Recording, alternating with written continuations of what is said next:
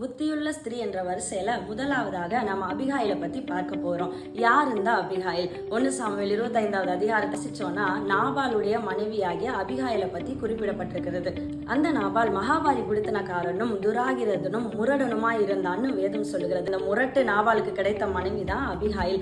அபிகாயில பத்தி புத்திசாலியும் ரூபவதியுமா இருந்தாள்னு வேதம் சொல்லுகிறது. இந்த 1 சாமுவேல் 25வது அதிகாரத்தை வாசித்தோமானால் இந்த அபிகாயில் புத்திசாலியான ஸ்திரியா இருக்கிறாங்க, தீர்க்கமான முடிவுகளை எடுக்கிறாங்க, ஆனாலும் உணர்வு உள்ளவங்களா இருக்கிறாங்க, நல்ல இன்டர்பர்சனல் ஸ்கில், அதாவது பிறரிடத்துல நல்ல உரையாடுகிற ஒரு திறன் உள்ள ஒரு பெண்ணா இருக்கிறாங்க, தைரியமான பெண்ணா இருக்கிறாங்க, அரசியல் ஞானம் உள்ள பெண்ணா இருக்கிறாங்க. இவ்வளவு இருந்தாலும் தாழ்மை குணம் உடைய ஒரு பெண்ணா இருக்கிறாங்க. இந்த அபிகாயில் தன்னுடைய வாழ்க்கையில இந்த குணாதிசயங்கள் எல்லாம் எப்படி வெளிப்படுத்தினாங்கன்றதை தான் வருகிற நாட்கள்ல நம்ம பார்க்க போறோம். நீங்களும் தெரிஞ்சுக்கணும்னு விரும்புனீங்கன்னா லைக் பண்ணுங்க, ஷேர் பண்ணுங்க, சப்ஸ்கிரைப் பண்ணுங்க.